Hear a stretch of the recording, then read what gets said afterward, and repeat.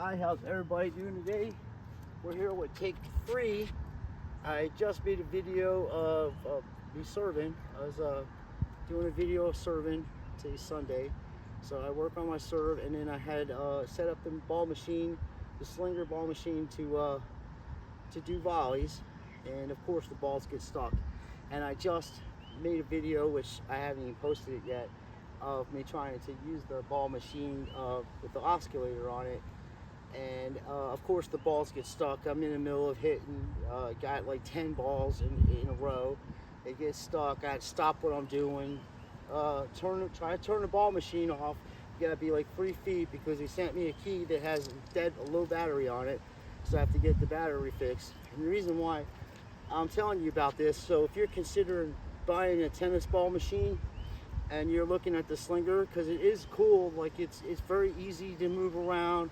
You can fit it in your car. It weighs about 40 pounds. The whole concept of it's cool.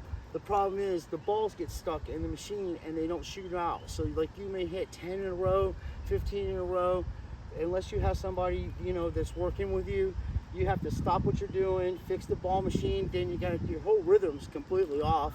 Like if you're hitting good backhand slices or two-handed backhands or working on your footwork, you got to stop what you're doing, redo the whole thing, and start over again. So that's where I'm at on this. I personally, if I had the opportunity to buy another ball machine, it would not be this one. And the only reason I got this one is because, like I said, it's convenient. It folds up. You can wheel it out to the court, and it holds like 150 tennis balls, 140 tennis balls. But the Nice Play, that seems like a better ball machine. It's made of steel, but the only thing is it only holds like 50 or 80 balls. So like you're gonna be done in 5 minutes, not even, depending on how fast you turn the ball up. But it does have every type of spin. And I'm not sponsored by none of these people.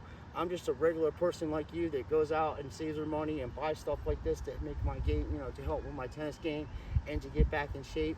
And you know, of course, these criminals, they're taxing people's wages, and people having to pay federal taxes on working wages, because these bunch of sheep out there just do everything they're told to do.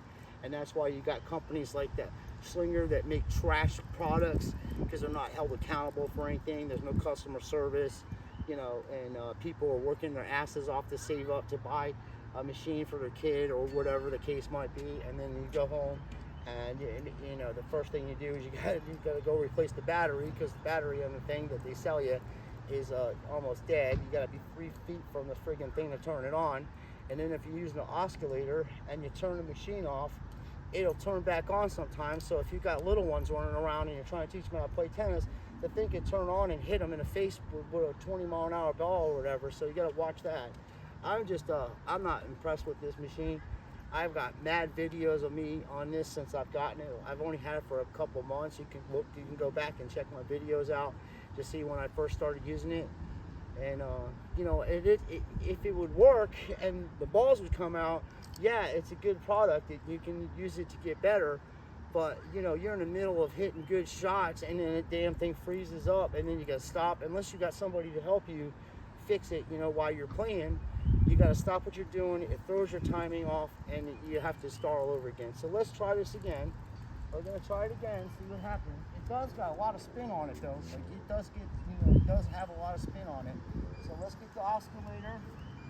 Let's put that thing on, so it should be good. I'm going to stand back further, see where the ball comes, see what we can do. And you got to watch the machine, because it's going to, you can't really see the ball coming out, so you got to watch the middle of the machine to see where the ball's going to come, because it is going to have some spin on it.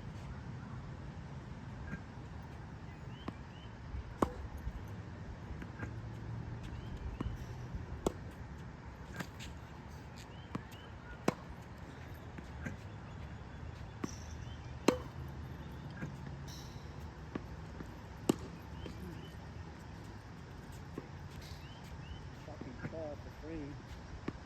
Oh, that's a nice one. That's a nice one.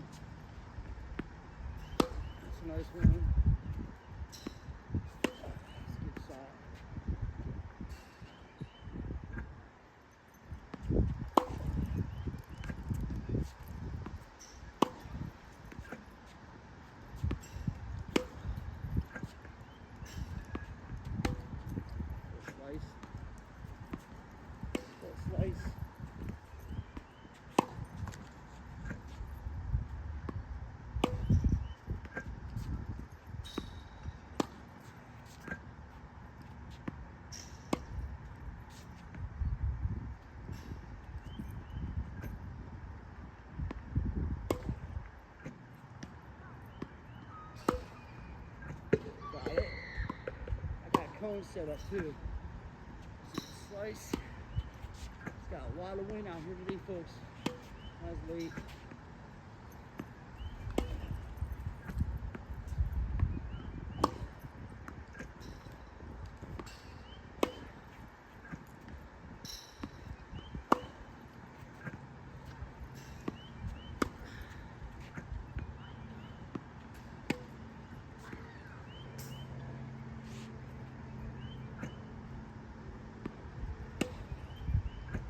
That one.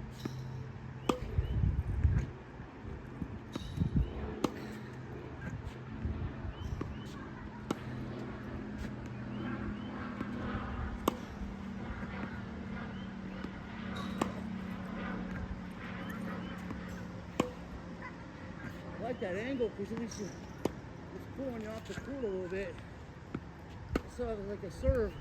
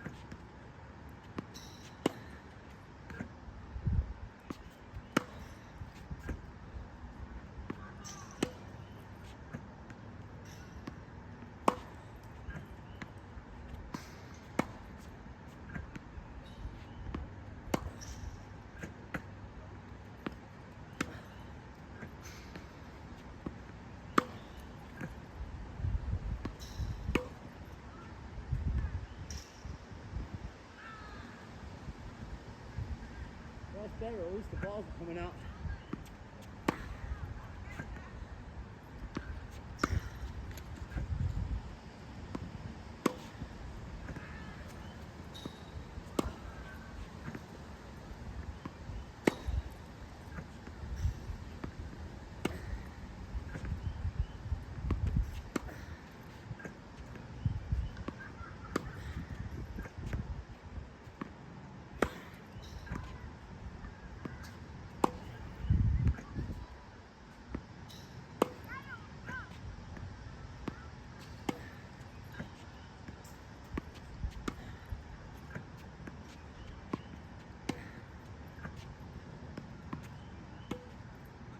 Shot.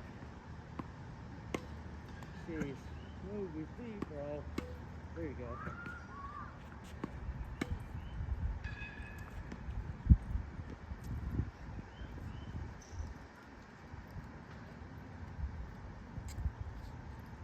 I don't know if that's it or there's more. It's hard to say.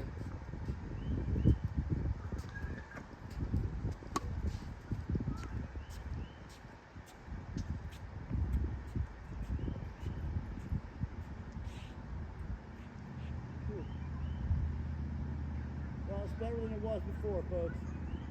Before it was 10 balls, and I had to stop what I was doing, fix the machine. So let's see if there's any more stuff in there. It's very windy today too. A couple balls I was hitting late, trying to cross court, and some down the lines. Okay, so I'm saying the ball machine is literally about 10 feet from me. Okay. So yeah, you just gotta make sure when it's off, the belt will stop rolling. So if you got little ones and you're training them, just make sure that belt is stopped. The belt stop running, and you should be good. So 1, 2, 3, 4, 5, 6, 7, 8 balls into the net. I didn't hit any long, so I only made 8 unforced errors out of 110 balls or whatever. Nah, it's still moving. See, oscillator. Yeah, stop now. Let me see if there's any balls stuck inside here.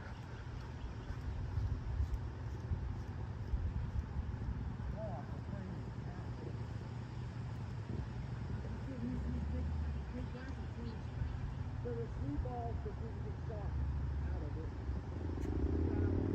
110 balls, 320. So I don't know what the map is on that, but I hit 110 balls in and missed 8. Because I have cones over there, and every one of my shots I was watching it, they all were in. You know, I wasn't hitting as hard as I could or anything like that. I was just like hitting about 50%, maybe 60% of what I can hit. That wasn't even stepping into anything. And I had it set up to where it bounced inside the box, so you're kind of getting used to returns of serves. And then I'd stand there for an extra second to where I had to run and make a poke at it, you know, in case you know, to practice that, because sometimes when people are serving a ball real big like that, they'll pull you out wide, and all you can do is kind of like put your racket on it. So I practice that stuff too. All in all today, my practices on my serve and my volleys, and then these 2 times I've hit off of this ball machine, which I'm gonna put both videos down. You'll see I'll mark 1 the first time where the ball got stuck, and I'm using salty language, folks, so that's why I don't make videos, so it's not for children or whatever, because you know, I just express myself the way I feel the situation is needed, and people are working hard, you know, and I worked hard all my life. I was a chef, you know, cooked in kitchens and stuff all my life, and also worked at the Oceans Racket Club for almost 10 years, you know, early 80s or late 80s till the late 90s, to when the city took it over. And you know, working hard in kitchens, and then, you know, having to pay unconstitutional taxes on your working wages, where you should be making $1,000 a week or whatever, or $500, whatever you make, and a third of it's gone to these criminals in Washington, D.C. And then you go and try to buy something out of your, you know, save up to buy something like this ball machine, and the thing doesn't work correctly. It's just, it irritates me, and it's not fair to people, you know what I mean? So, you know, it's $650 is a lot of money to me, and it should be to anybody else that's actually had to work for stuff in their life. So, and I don't care if you're a millionaire or billionaire, if you buy something for $650, it should work. There shouldn't be any lags. It shouldn't be, you know, having to buy new batteries a month later or whatever, you know what I mean? Everything should work correctly. But as far as my performance today, there's still a lot of things I got to work on, especially my footwork. And, you know, that's to be considered. 1, I'm 52, and 2, I got 2 replaced hips. So yeah, that's why I you know, I always was a person to kind of to stand on the balls of my feet, and, you know, just kind of get ready to go in any direction. That's just how I do sports or whatever. Because somebody was saying, hey, you have a good preparation for return or serve or whatever. Yeah, that's how I am. That way, if I'm on the balls of my feet, I can move either way, forwards, backwards, sideways, you know. It just helps me because I'm not a tall person, so a lot of times, you know, I get the ball early, like you're seeing. I don't like hitting the ball up here. I don't really like the new style of play where there are people are 4 feet, 5, you know, 7, 8 feet behind the baseline waiting for the ball to come to them to drop back down. I like to get the ball in the first bounce where it's, you know, well, obviously you can't hit it on 2 bounces, but I don't wait for the ball to come back down. I get it as it's coming up the first time.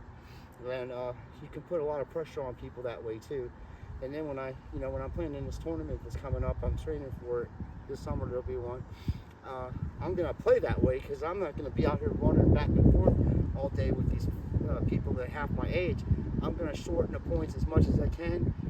Try to win, you know, cheaper points, because a lot of people don't know that, you know, they don't play that style of play. They don't hit balls flat.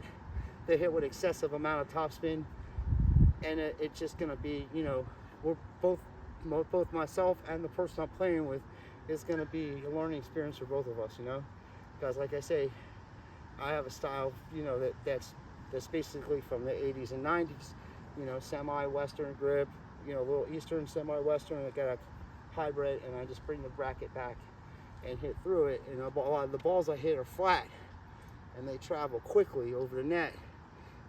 And then when I'm playing doubles, I hit at people's feet. You know, when I'm hitting the shots, especially on return serves, I learn to hit at their feet, so they have to pop the ball up. So when we're playing at the net, we can get easier shots to put them away. But I appreciate everybody watching. And as I said, the first video that I'm going to post before that, you know, after this one, you'll see what I'm talking about. So you'll see what I'm saying. The ball machine just, after 10 balls, each shot out, the balls got stuck. I have to stop what I'm doing, fix it, and then, you know, it throws your timing and stuff off. So I didn't do too bad today. I think I did all right. I'm going to call it a day. I've been out here for 3 hours already. I got here at 3 o'clock this afternoon, and it's all 2 minutes to 6. So that's enough for me right now. And tomorrow I'm gonna play doubles with my friends in the morning and have some fun. We have a lot of fun. I really enjoy playing tennis during the week with my friends, all variety of ages, and they're just good people. And it's kind of cool, you know, to be able to meet different people from all over the world, because there's people from all over the world that play Monday through Friday. Some people from Canada, England, Scotland, all these places. So and there's a couple people from France, so that's kind of cool, man. So I'm happy about that. I'm happy with you know, hitting the balls. I only need mistakes, and you know, and the ball is pretty deep. I hit some deep shots right past the service line and right before the boundary line out there. So all the shots I was hitting were all within the baseline, right in there. And I hit a few cones. You can hear the cones blow up. So I video recorded this way a couple times so I can see what I'm doing on my strokes. In my left hand, I'm not really bringing it back as much as I could. Maybe because of my shoulder being that way, subconsciously I'm just not doing it because I'm afraid I'm gonna hurt it. But when I follow through, I try to catch the racket in this hand. That way I know I'm following through the ball. At least I'm doing that part right, and then the other stuff I can correct as I start playing more and more and getting my body loosened up more, you know. So thanks for watching. I appreciate all the help that people are making comments and suggestions, and I definitely appreciate the support. I can't thank you enough. Really nice, super awesome people.